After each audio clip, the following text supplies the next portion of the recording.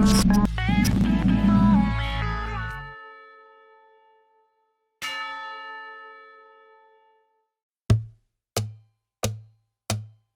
selanjutnya adalah kita harus melihat kembali atau meninjau kembali dari sisi alokasi investasi. Nah, perlu diwaspadai kondisi krisis ya, kondisi perlambatan ekonomi ini pasti memiliki dampak untuk investasi atau sektor investasi ya. Jadi yang perlu saya ingatkan adalah waspadai kondisi perekonomian ya yang mungkin memiliki dampak ya terhadap seluruh instrumen investasi yang ada di negara Indonesia, seperti itu. Nah, kemudian langkah kedua, setelah kita mewaspadai kondisi atau dampak dari krisis terhadap instrumen investasi atau sektor investasi, kita harus pandai dalam memilih ya produk atau instrumen investasi yang relatif aman ya selama kondisi krisis. Nah, pilihannya tentu saja ya karena kita ada pada ketidakpastian, artinya kondisi yang uncertainty ya. Saya merekomendasikan untuk memilih investasi atau instrumen investasi pada instrumen investasi jangka pendek ya, bisa masuk ke pasar uang ya atau pendapatan tetap, jadi seperti itu.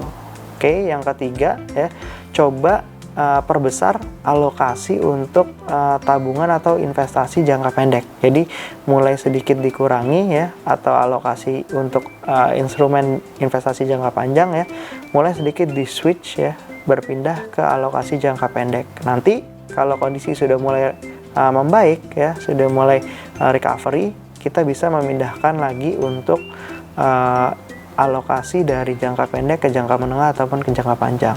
Nah, langkah 4 selanjutnya adalah kita bisa meninjau ulang atau melihat kembali alokasi untuk cicilan hutang ya. Tadi kita sudah belajar, kita sudah membahas bahwa cicilan utang itu tidak boleh lebih dari 30% penghasilan kita.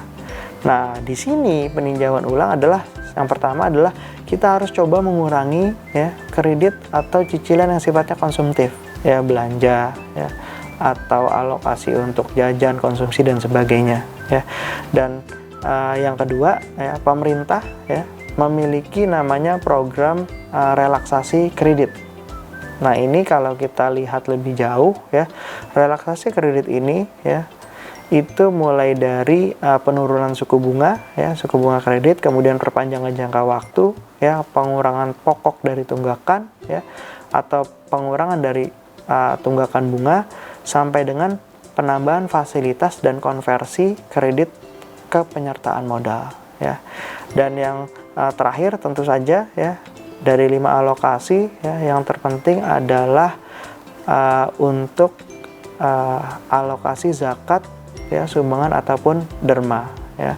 Nah, di sini perlu kita ingat ya, setiap ajaran agama ya yang ada di Indonesia itu mengajarkan bahwa sebagian dari rezeki kita yang kita miliki, yang kita peroleh itu ada alokasi atau rezeki milik orang lain. Nah, itu adalah waktu yang tepat sekarang ya, saat kondisi ketidakpastian dari sisi perekonomian krisis sedang berlangsung ya.